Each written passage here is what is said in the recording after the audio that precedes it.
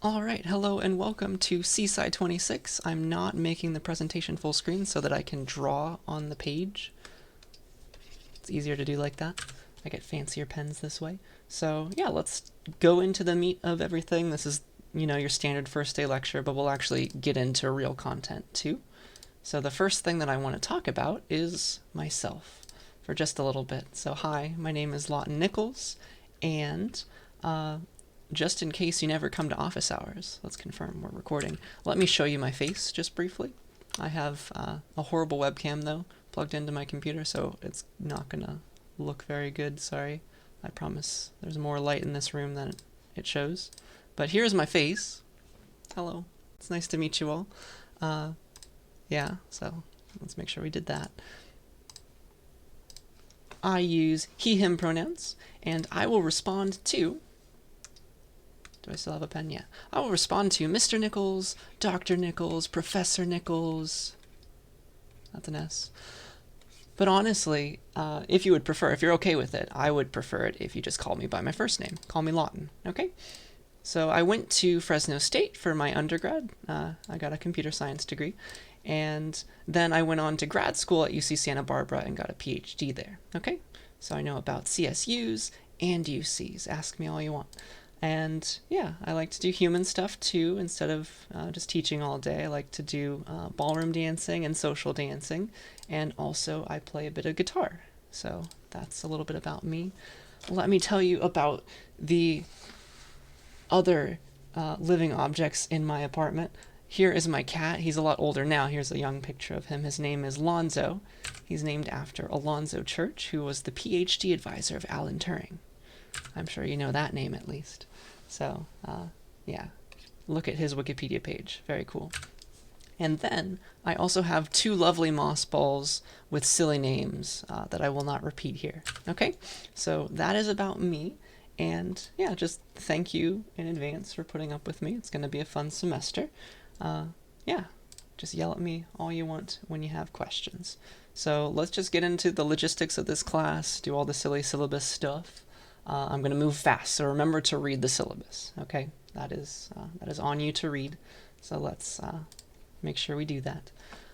Yeah, so this is an online asynchronous class, so I'm going to be recording everything, all right? Every lecture, every lab. And here's the schedule that I'm going to try and keep. Let's pretend that this is really a Tuesday-Thursday class. Okay, so the first lecture video will have it up by Tuesday, and the second lecture video will have it up by Thursday. And usually it'll happen the same day, but there will be a lab introduction video. And I'll promise that by Friday, let's say. Okay? And because it's asynchronous, I can't guarantee that you are available, or you can't guarantee that you're available during a certain time. So I'm going to give you a 24-hour window at least to take exams, and that will coincide with my office hours. Okay? So you can come and see me, but you could also just do it in the middle of the night. But the exams themselves, they'll be on Canvas. They'll be timed. Once you start them, you get 90 minutes, hour and 15. We'll figure something out. Okay, so that is the plan for the class and the asynchronicity. Let's also talk about expectations, because this is a major class. It's 4 units. It's tough. All right. So you have survived 41 to get into this class, and that is arguably the hardest class that we offer here. Okay. So pat yourself on the back. You've made it this far. But I can't say that this one's the easiest one in the world either. Okay. But at least you have surpassed the hardest possible class, I would say. One thing that is going to feel a bit weird is all the stuff that we're going to talk about in this class is new stuff, okay? Stuff that you probably haven't seen before. So we're not really building on top of CSCI 41 stuff for the most part until midway through the class. We'll get into trees for a little bit, for example. So a lot of new concepts, though we will be exploring some old ones in a lot more depth, okay? This is really a math class, if you didn't know that yet. So, yeah, this is probably, let's say that this class is more tedious than it is difficult. So you just got to put in the work, and then I promise you will learn things, and it will all work out. All right, so for example, we're going to learn about proofs, and those take a lot of writing, okay? And you might hate writing. I want to be a computer scientist. I want to program. I don't want to write essays all day, but a proof is essentially an essay. Okay, so you have to get used to that.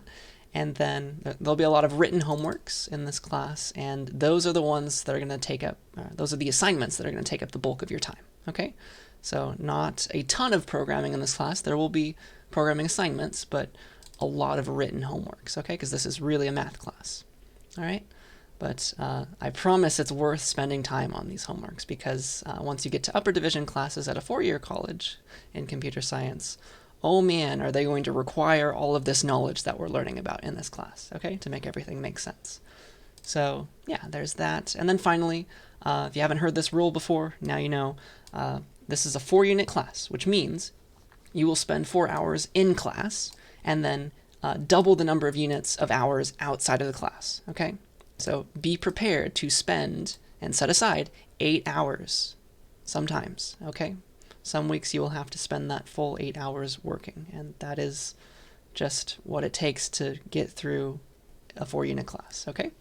So I'm not trying to scare you, not trying to have you drop or anything, but just keep that in mind. These are the expectations. And with all that, I will be here to help you as much as humanly possible. I will be on Discord in the middle of the night usually, able to answer your questions. I'll have tons of office hours, and we'll talk about all of that. Okay? So, yeah. Let's keep on trucking.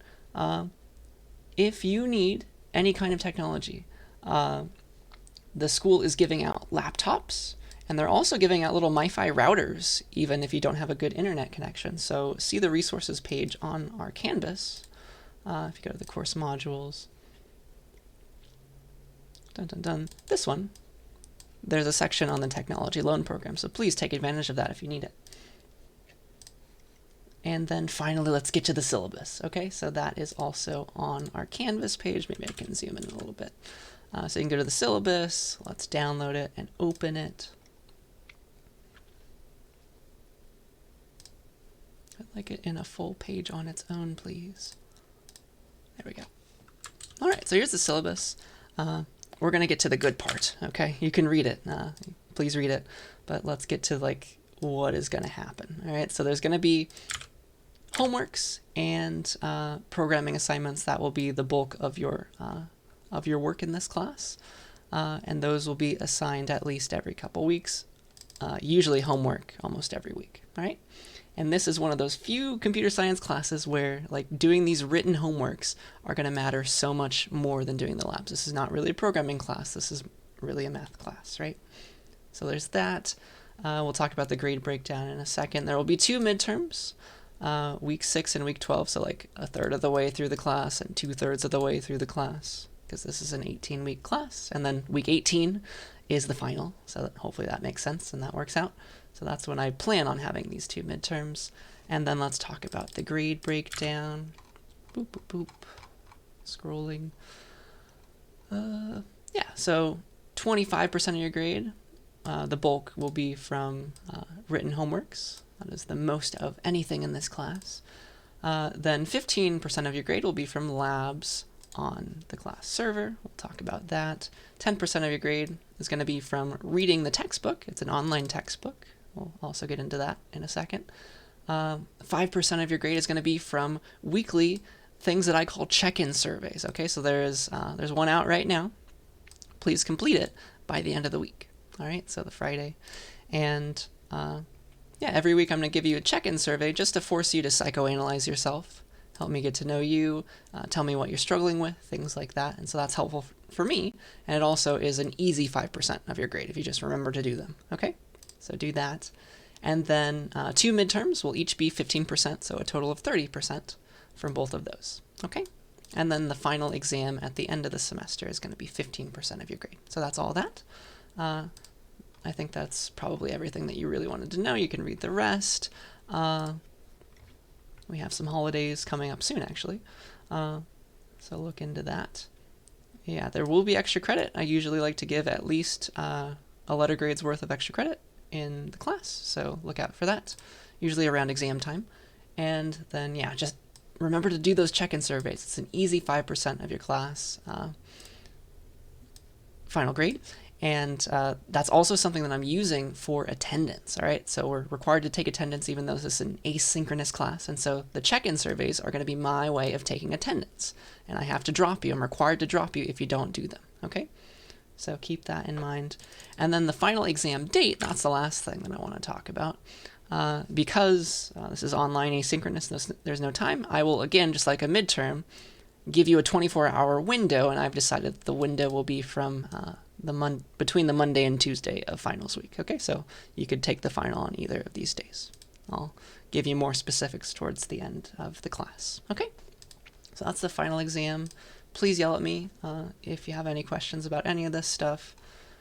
We just have to get through of all these logistics slides, and then we can actually get into the fun stuff. Okay, so homework grading. Let me just say this. You should be able to see the rubric. I'm going to release the first homework later, but you click on it, you start it. It's going to be written. Usually a lot of students like to print it out, write on it, and scan it, whatever you want to do. And yeah, here's how I'm going to grade it. Not very harshly, right? I just want you to do the work, try all the problems. And so here is my promise to you. If you get at least like a C out of all the questions, right? 70% of the questions correct on the homework, and you attempt every single problem, then you automatically get 100%. A homework is not a place for perfection. It's a place for learning, right? So if you just get a C, really, I'm giving you 100%, and you attempt every problem. Okay, so that is my promise to you. Also, it's silly that I have to include this, but it happens. If I can't read your handwriting, I'm going to mark your answer wrong, okay? So please write neatly if you handwrite your exam solutions, or sorry, your homework solutions. So that is homework grading. All right, we have a ways to go still, sorry. So let's talk about due dates now. There's lots of assignments. Let's see, we got a check-in survey out this week, we've got a homework out this week, we've got a lab out this week. All of the assignments in this class, except for the check-in surveys, they will be due at 5 p.m., okay? And this makes sure that I'm awake when things go wrong, all right? So that's why I'm doing that. So plan on turning things in by 5 p.m. the day that they're due. It's not midnight, okay? Though I do have some exceptions to this rule, so please contact me if any of these exceptions apply to you, all right? Hopefully this seems fair to you. If you work at least half-time, part-time, at least 20 hours a week, school doesn't count, right? It's your fault if you're taking 50 units. I will give you an extra 7 hours so you can stay up late and get the assignment in, okay? And then if you work full-time, at least 40 hours a week, or if you care for a child or something like that, that is essentially a full-time job, I will give you an extra 15 hours to do your assignments, okay? So that's plus the 5 p.m. 15 hours after that is when it'll be due for you. So you can either stay up late or wake up early and get the assignment done. Okay, so hopefully that seems fair to everyone, and please contact me if either of those exceptions apply to you. Okay, so that's due dates, and I will also be very lenient as far as late submissions are concerned. So I will accept late homework reading, late textbook reading, not homeworks, SciBooks readings, and then also late programming assignments, late labs, and also check-in surveys, okay? I'll accept them up to the last day of instruction, in fact. Okay. All right, so that's not a bad deal. But you will get a 50% penalty the minute that it's late, okay? So that's the trade-off. So try to get everything in on time, but if you miss something, you can still get half credit, all right?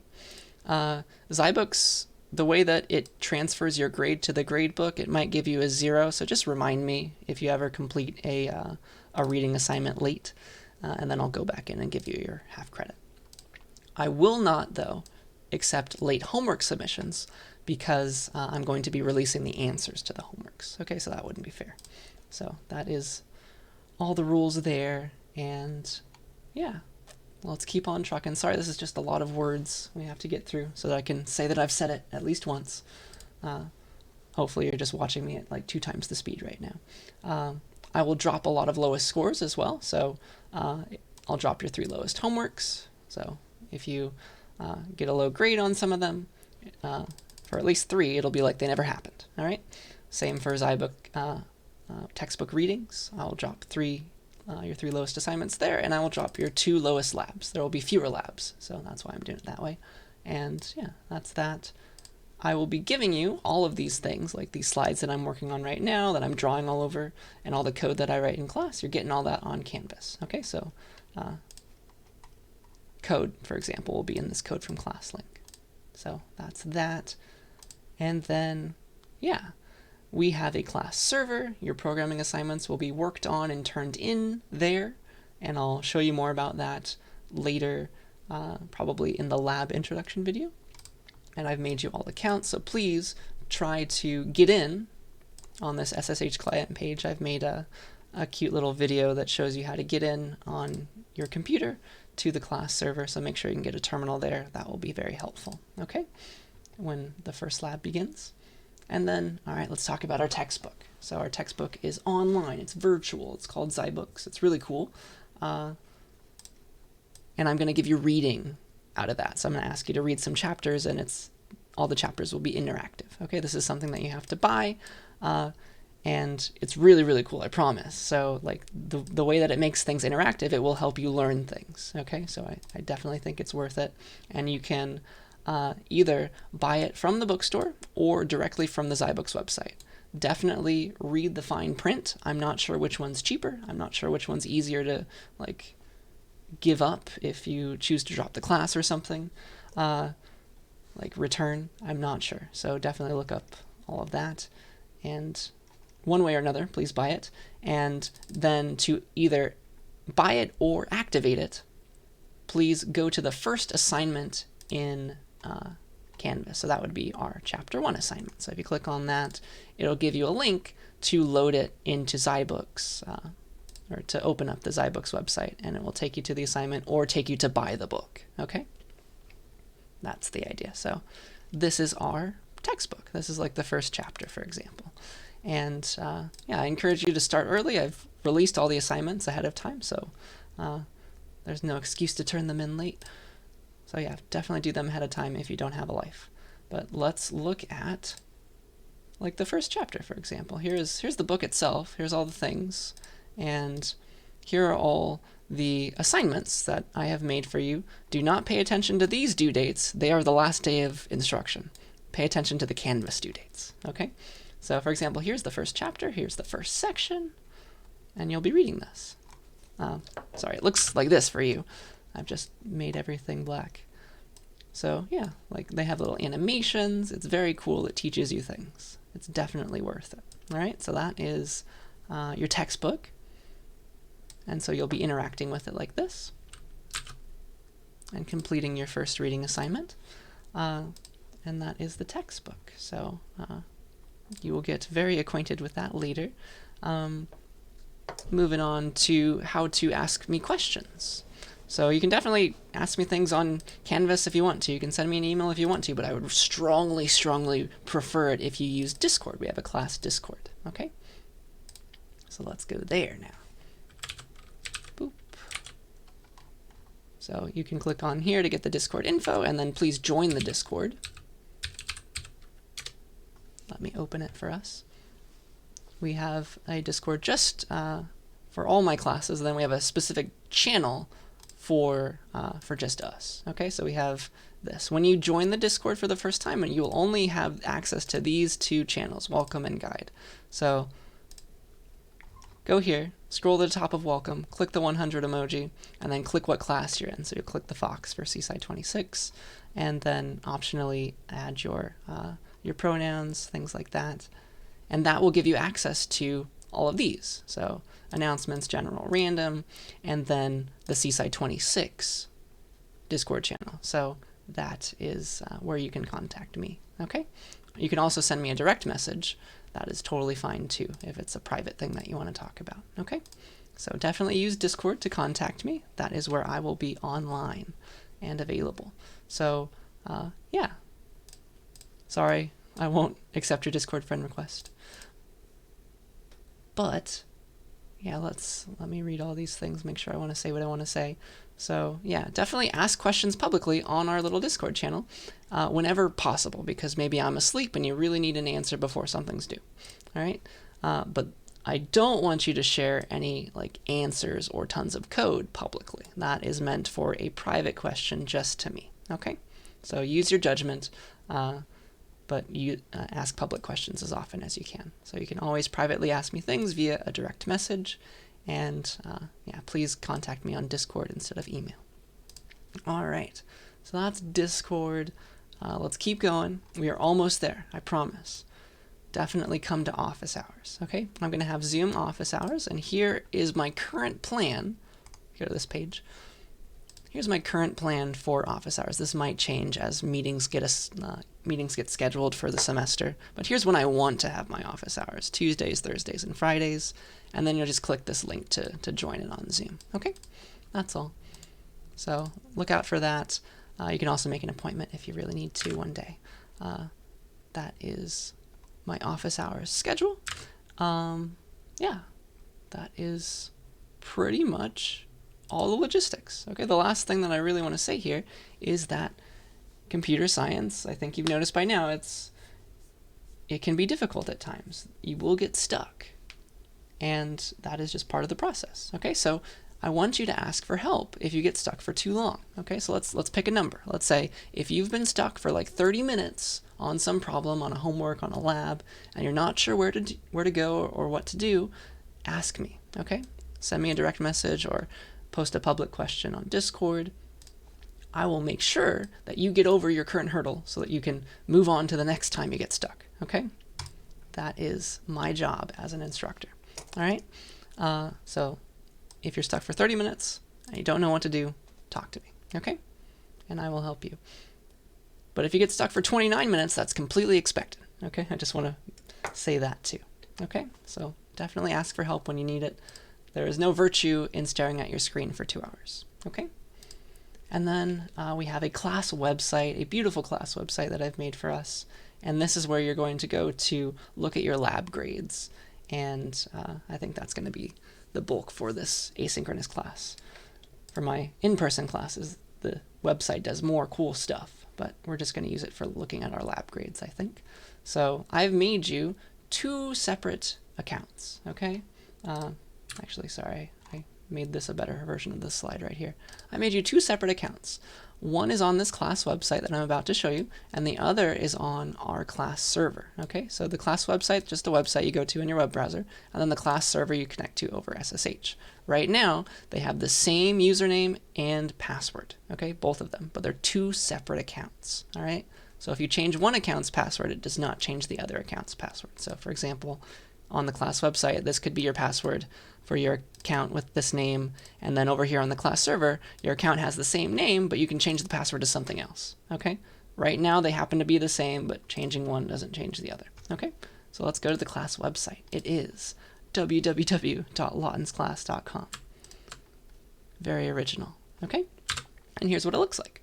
So you're going to log in, and here's what it looks like, the little login screen. Your username right now is your last name, all lowercase, without any hyphens or anything, or spaces, and then an underscore, and then your student ID, okay?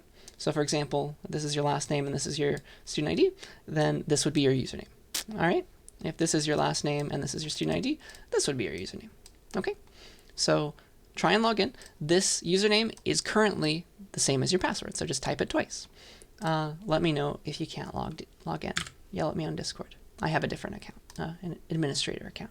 But it will take you to this page and it will show you these 4 apps, and the one that you care about is your lab grades. Eventually, that will get populated as you complete labs. So, yeah, that is where you're going to be going to look at your grades if you don't want to look at them in the terminal on the class server. All right, so now you know. And that is officially, guys, we made it. We made it through all the logistics. Now we don't have to talk about them ever again.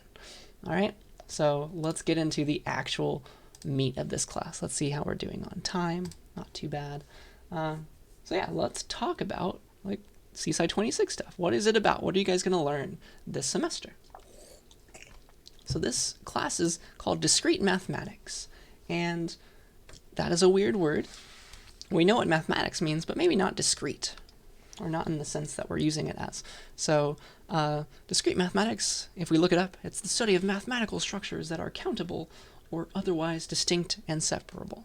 So something like in calculus, you learn like this is a continuous function. We don't like those here. We like discrete little chunks. This is a function that we care about in discrete math. Okay, this would be like the same function, just in little chunks, little quantizations or something. So that is the main difference, I would say, between math that you know and discrete math. But you already know a lot of discrete math concepts. You know about trees, for example. Those are a discrete data structure because you can't have like 2.5 nodes in a tree. You have either 2 or 3, right? So you know about these things already. We're just going to hit them a bit harder this semester, right? So there's a ton of topics that we're going to learn about. Some of them you already know. Others you will learn for the first time, and it will be fun either way, all right? So here's an example of a structure that you will learn about soon, okay? Or maybe in the middle of the class. Here is something that looks an awful lot like a tree. It's called a graph, okay? It's a relative of trees. All that you need for a graph are just a bunch of nodes and connections, okay? So you could like have 3 connections here, and there's no concept of parent or child because there's no concept of root, okay?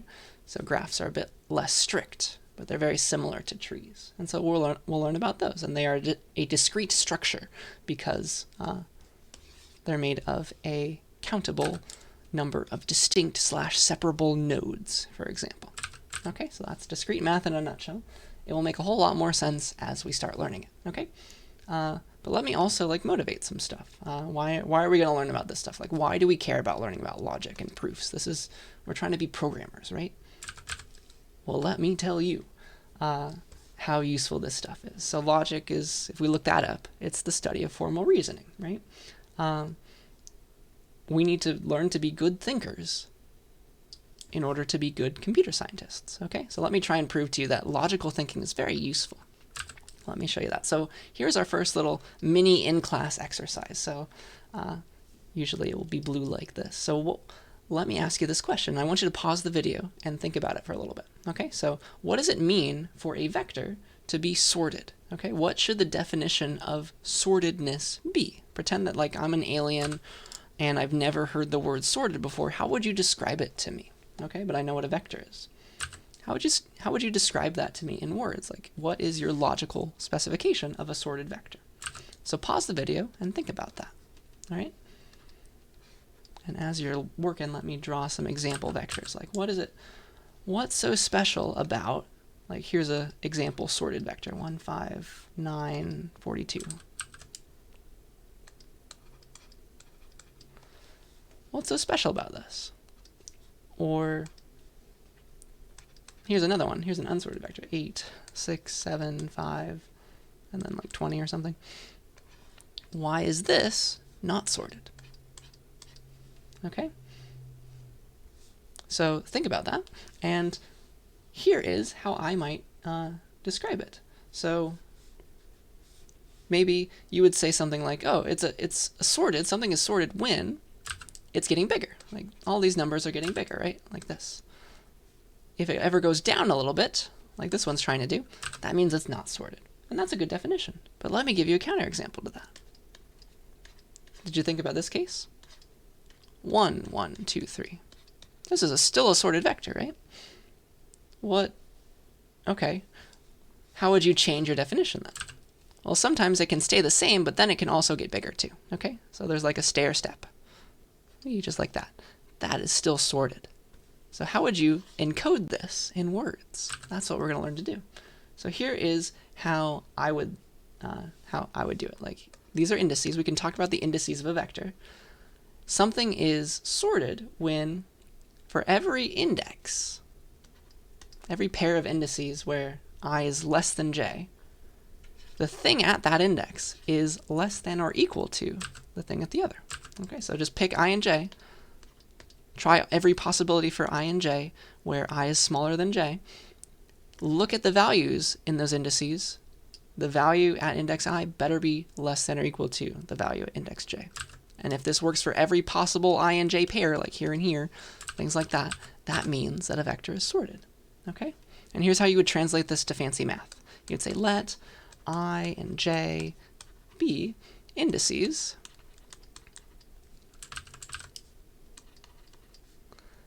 in to the vector v. Let's just say that each of these can have a term being v. And then also let I be less than j. We're only going to consider I and j that are related like this. And then we say, we can define it to be v is sorted. And then here's a fancy symbol that we'll learn later. If and only if. That's what it stands for. V is sorted if and only if v at index I is less than or equal to v at index j. And this precisely specifies what it means to be sorted, okay? And we can do very cool programming stuff with this definition, okay? We can generate sorted vectors, for example. Very cool. Okay, so that is motivating logic. Hopefully you can see why it might be cool to learn. Another thing we're going to learn about in this class is proofs. And you might be like, I'm not a mathematician, why do I have to learn about proofs? You can write proofs about programs, in fact, and it's a very powerful thing to do. So let me show you this. Here's my example. Let's say that you want to add the numbers from 1 to n. I know, simple, but, and this is the code that you write. Like say n is 5, it's supposed to put into sum the sum of all the numbers from 1 to 5, all right, including 5. There is a problem with this code right now. Do you see it? So this begs the question, like, how do you know for sure like the code that you wrote is correct? You can write some tests. That's what we know how to do up until this point. But you can also write a proof that proves once and for all that your code, no matter the input, does the right thing, always. Super cool. You can like run this code in math in a sense. Like you run this line, run the loop even, and then it spits out the end like, oh yeah, right here, sum is guaranteed to be, no matter the values, using the variable values, sum is guaranteed to be 1 plus 2 plus ... all the way to n. Isn't that cool? So that is something we can do in math. And let me give you a very hand-wavy proof of that. Okay, so I'm going to introduce some things that you do not need to know just yet, but if you follow this at all, I think you'll be amazed. Okay, I swear it's a very, very cool thing to want to do.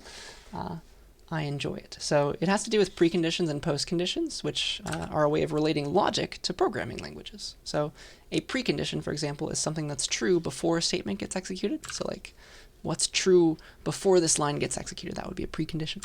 And then you can also flip the perspective and talk about like what happens after a line gets executed. So a postcondition, okay? So like the postcondition of this line is, well, the sum is equal to 0, right? It's guaranteed to be once you're in between these two lines. And after this line, the postcondition is, well, the sum is equal to 0 still, we didn't change it. And then also I is a new variable, it's equal to 1, right? That's what's true after these two lines are done.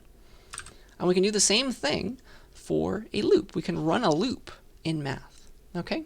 It gets a bit tricky. You have to use things called loop invariants, which are things that are true no matter how many times you run the loop, which gets into some fancy definitions, like the way you would define an invariant is something that's true after k executions of a loop for every possible value of k. So 0 times, 1 time, 2 times. And so the idea is if something's true before you start the loop, and it remains true every time you execute the loop, by the time you're done, it's still true. Okay? And so we can manipulate that to get the thing that we want, which is this, like sum is equal to the proper thing, as long as we have the proper invariant. Okay, so here's the invariant that works for this particular proof. Don't worry about how I came up with it. This is what's true before the loop starts and after every iteration of it, in fact. Sum is equal to 1 plus 2 plus ... I minus 1. It's true before the loop because I minus 1 is 0. What is all the numbers between 1 and 0? That's just nothing, right? So sum is equal to 0. Checks out. And then we need to make sure that this is still true after the loop executes 2.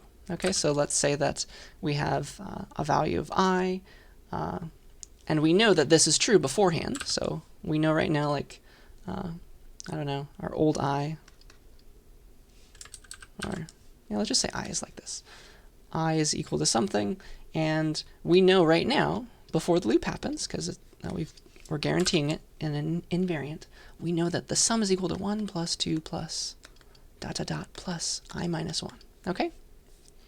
So that's the old I. Let's just like say, let's call it I prime or something. I prime minus 1. So that's true so far. And then we're going to execute the body. Don't worry if you're not following this. It's not something you need to know just yet. I just promise that the ending is really cool. Okay? So we're going to add I into sum. We're calling it I prime right now. Why not? So sum is equal to 1 plus 2 plus all the way to I prime minus 1 plus I prime. Cool.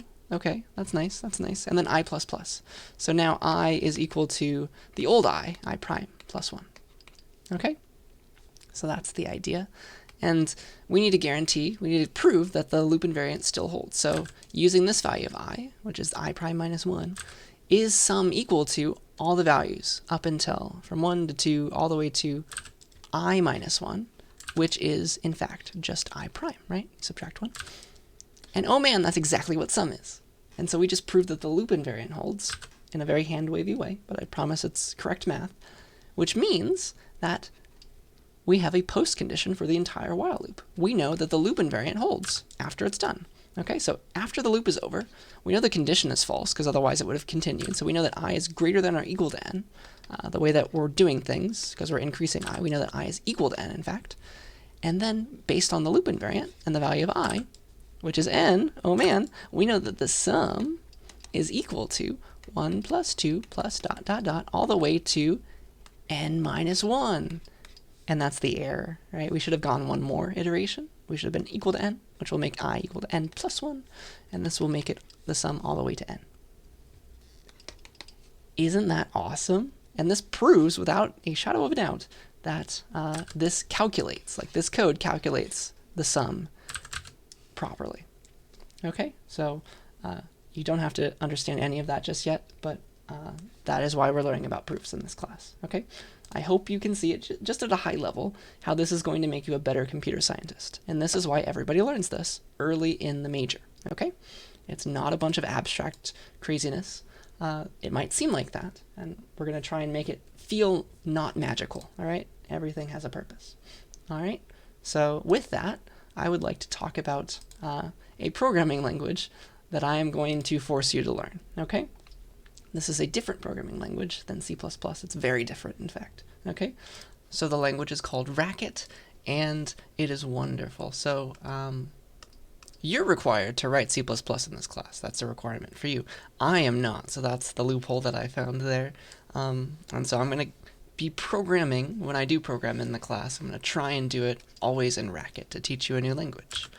Makes you a better programmer when you learn a new language. So yeah, Racket it comes from a long line of languages. It's a dialect of a language called Scheme, which itself comes from a language called Lisp, which was one of the very first programming languages, actually. Lisp stands for list processing, so it's based on the list data structure that you know and love now from 41, list processing. And it's all about parentheses, actually. It's very weird looking to write Racket code. Instead of calling a function like this, foo, with the arguments bar and like 42, this gets transformed into open paren, foo, so the name of the function goes first, then you space separate the arguments, bar and 42, just like that. So that is what it would look like in Racket, in any Lisp, actually. So, isn't that weird? It'll be very interesting to learn it, and you're just going to watch me, okay? So you're going to learn it by watching me. I'm not going to test you on Racket, but I encourage you to read that Racket guide in the optional reading page that I linked for you there. That's on our Canvas. But let me show you some Racket programs and hopefully make it make a bit more sense. Okay, so when you open up Racket, you can just open it up on the terminal and just say Racket, and it begins. You can write code. This is called a REPL, by the way. It stands for Read, Evaluate, Print Loop. This also exists in Python if you've used Python before. But yeah, here's like a very simple piece of Racket code that you can just start writing in the REPL. Here's 2 plus 2. The plus goes first. Isn't that weird? So it's all about these parentheses, and also parentheses aren't the whole story. Racket doesn't care if you use normal parentheses, square brackets, or curly braces even. It thinks that those are all parentheses. So like I could do this or this. It doesn't care. So that's the Racket REPL, but let's write some real Racket code. Let me show you some real Racket code that I've already written for you. I'm going to edit it in not Vim, but an editor called Emacs. That's usually where Lisp code gets written. So here's my Hello World program. Here's what Racket looks like. All the files end in .rkt, stands for Racket. And so Racket is actually a bunch of programming languages in one. And so you got to say which one you want. We want the original Racket language, and then the rest of the code you write with the parentheses. Okay. Comments start with single line comments start with a semicolon, and yeah, here's the one line of code that prints hello world. We call the display line function, and we give it the string hello world. Okay, so kind of similar to C++, but not really, right? There's no main function or anything like that. And then to run this, there's no compilation in Racket. You just say Racket and hello.rkt. It's compiled on the fly. And so there we are, running our hello world program. Isn't that cute? So that's the first program that I wanted to show you. And then let me show you some more cool stuff, okay? So I've made another file. No, let me just go back out. Called, aptly named, coolstuff.racket. So that's what we're going to be running and seeing, but let me show you the code. Here it is, fun stuff. So let's go up to the top, lang Racket as usual. There is no main function, you just start writing code and it gets executed, all right? So here are some things that you know how to do in C++ that I'm showing you how to do in Racket. Here's how you make a variable. You say define, it's like a function. Define pi to be 3.14. So that's a variable definition. Similar to variables, you can define functions. So let's define a print from 1 to n function. And this is what it would look like when you call it, so that's kind of the syntax you use there. And then this is a recursive function, and it uses an if statement. So if in Racket is called cond, and do not be fooled by the parentheses. Just maybe think that the parentheses aren't even there. Okay, read it based on indentation, I would say. That's the best way to understand Racket code. So, all right, how do we print from 1 to n? Well, let's try some possibilities. If n happens to be 1, that's the base case. Let's just print 1 and be done with everything.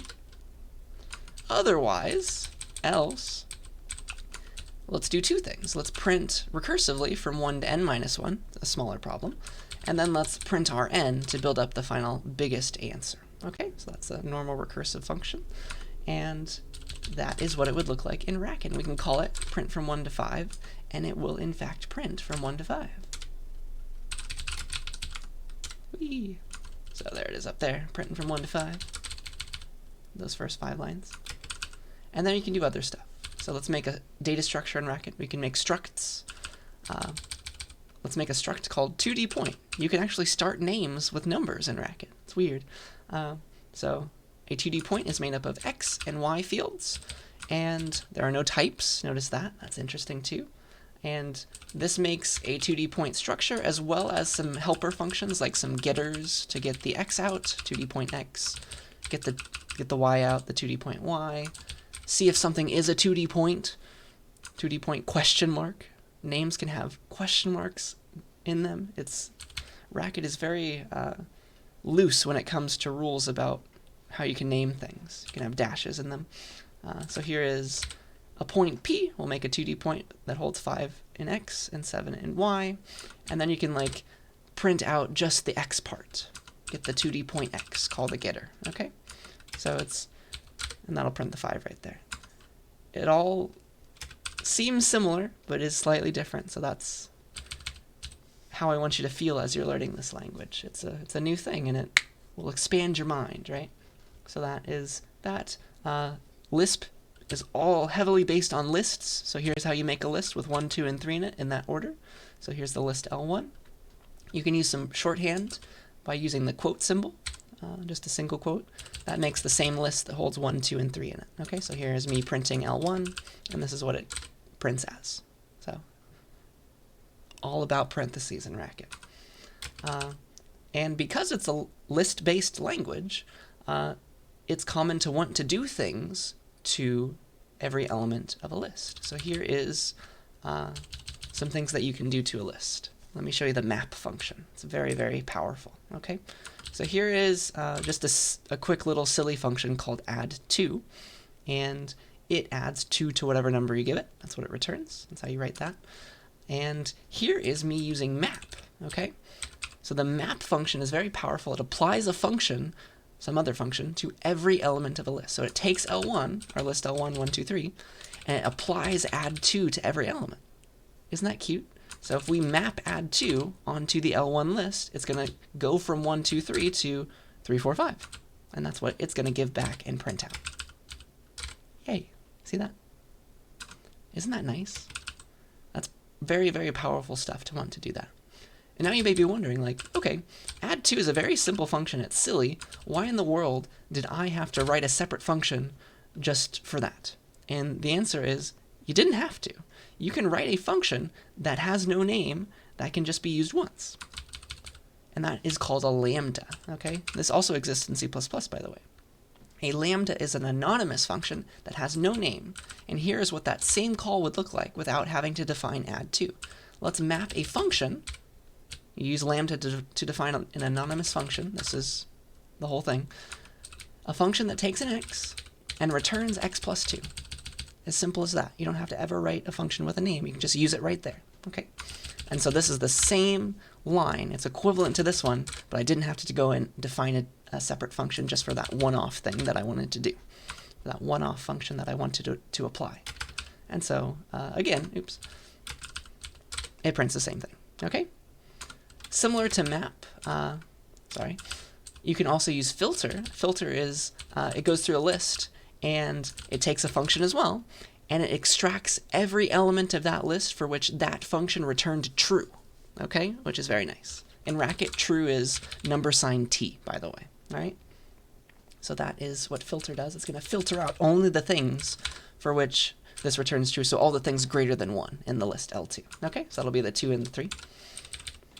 And so that's what it prints down there, just that list. It can filter things out.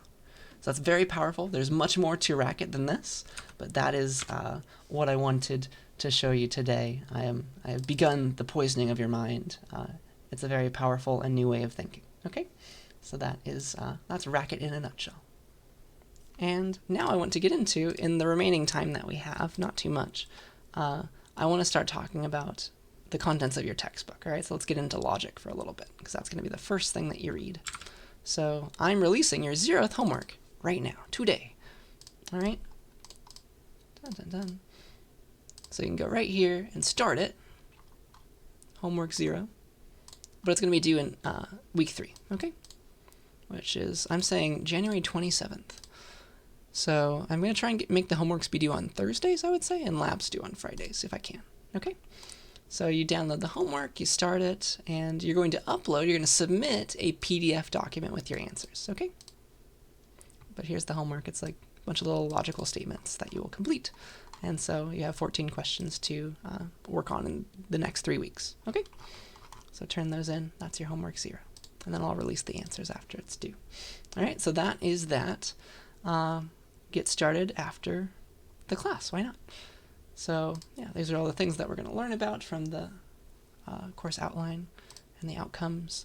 But the first thing that I want to talk about, the real meat of the class, is propositions and logical operations. Okay? So like true and false, but fancier, I would say. All right, so let's talk about these things, and that will be the class for today. We're just going to get to slide 9 down here. Okay? So let's talk about propositions. A proposition is something, it's a statement, like think of statement as like a sentence. It's just something that is true or false. Okay? Something that is either true or false, and mathematicians like to give a bunch of different symbols to correspond to true and false. Okay? True can be written as T, a symbol that looks like a T but is not, a 1, right? The word yes, the high voltages, all these things. We can say that is true. And then false might look like this, an F, upside down T, a 0, the word no, low voltages. That is true and false. You might see all of these in this class, okay? But once we have that, once we define the things that we're working on, we can define operations, okay, on true and false. So logical operations, you know a few already. Those combine propositions using some rules, right? an input-output rule. So for example, I can define a logical operation called smiley face to do this. If it takes true on the left and false on the right, then it gives back true. And I have to say what happens when I do smiley face to every possible combinations. Like what happens when I do false smiley face false, true smiley face false, and then like, oh sorry, I already did that one. True smiley face true, and then false smiley face true. Like what does it give back? That's how you define a logical operation. And maybe it always gives back true because it's happy. But that is what you can do. Okay? You know a few of these. One of them is and, right? We know how to do and. That is, in C++, it's this. In mathematics, in logic, it looks like this. This is the and symbol, okay? So you're going to get used to this, I promise. It almost looks like an A, right? Almost looks like an A, it's just the A without the little dot. So here's our example. Like, I like cats and squirrels. I like both of them, right? What we can do is we can assign variables to propositions. That's a very common thing to want to do. We can say that P stands for the proposition I like cats, which can be true or false. And then Q stands for I like squirrels, which can also be true or false. And then we will make truth tables. We love those, right? So a truth table, that shows the value of a proposition, of a compound proposition, a proposition that involves other smaller propositions, right? For every possible combination for the values of the variables, okay? So for example, if we're going to do P and Q, here are all the different possibilities for P and Q, right? So the only time that and is true is when they're both true, right? P is true and Q is true, then the output of P and Q is true, all right? So the symbol for logical and is this. It's called a wedge, and it's really just an A without the little dash. So think of it that way, all right? Also, it's called conjunction because like it's bringing things together. Con. So only when we have two trues together do we make a final true. Okay, that's the only one way to make it true. Every other combination of P and Q values, values of those propositional variables, it's always going to be false. Okay, so that's and. You already know and, but we're just learning a new symbol for it is all. Okay, we're using fancier words. It's really not too bad, I hope. Next we have inclusive or, okay, which in C++ looks like this. It's the two pipes, right? It's your or. There are actually two different kinds of or. The first is inclusive or, the other is exclusive or. So we'll get into both. So this is the one that you know from programming. It's the or that you remember from programming. But there is a separate kind as well, right? So here's an example. So like you can take this class if you took CSCI 41 here, or if you took an equivalent class about data structures somewhere else, maybe like Fresno State or something. So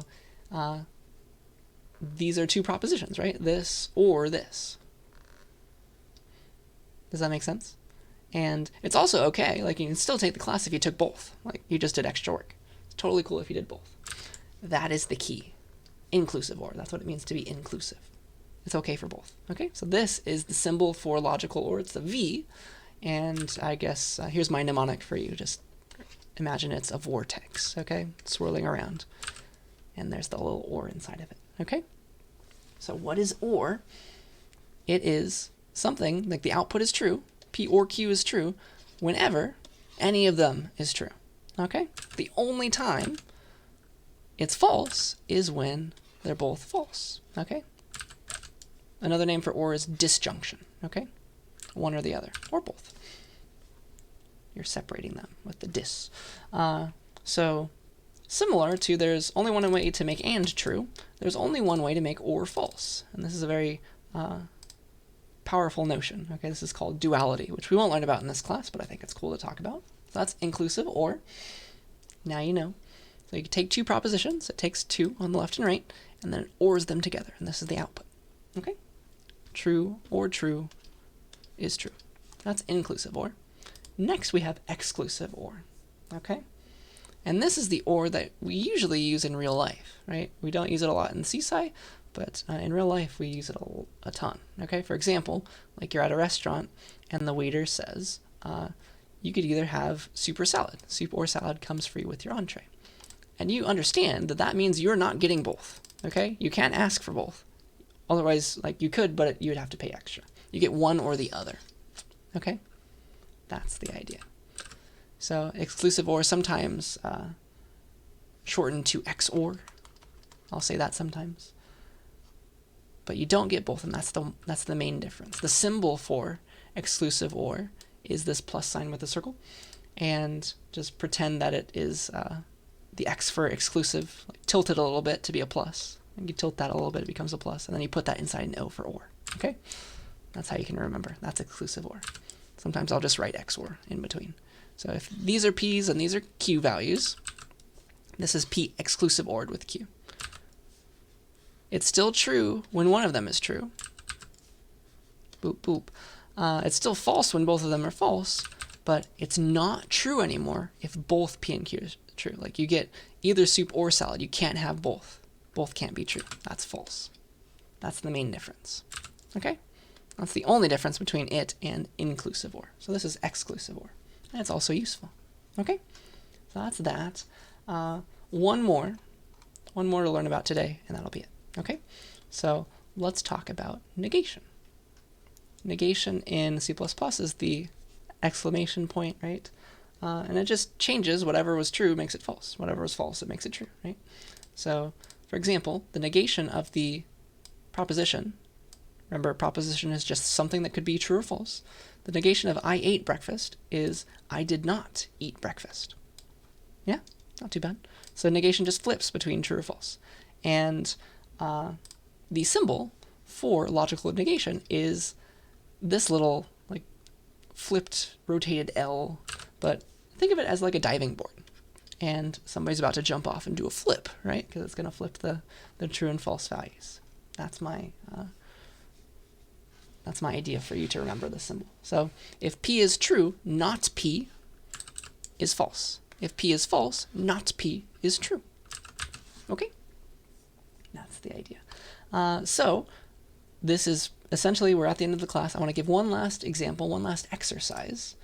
We're going to have our first real in-class exercise, and a lot of people like to abbreviate this as ICE for in-class exercise. Our mascot is the Crush. That is some weird-looking bowl, I think. And so naturally, our in-class exercises, I'm going to call them crushed ices. Isn't that lovely? So get used to these. We'll have them all throughout the semester. But here's what I want you to do. I want you to pause the video and try this. Okay? Express each statement in logic using the following variables. So here are some statements for you to express in logic. Here's P. Here's Q. P is I've taken CSCI 41. Q is I've taken CSCI 45.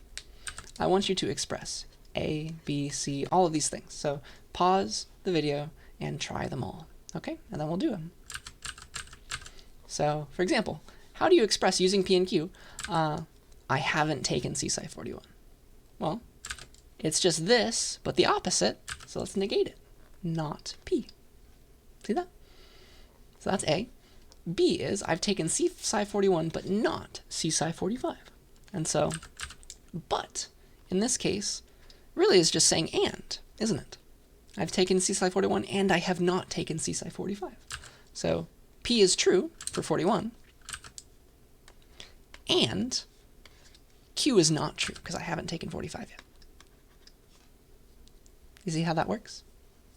And the not, the parentheses are, they go like this. So you usually just write it like this, because the not symbol binds tighter to the variable we say. Okay? But that's how it works. Okay.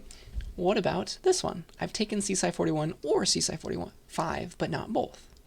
And do this one two different ways. If you allow exclusive OR, this is really easy, right? It's just, okay, I've taken one or the other, but not both. So either P is true or Q is true, but not both exclusive OR. Okay?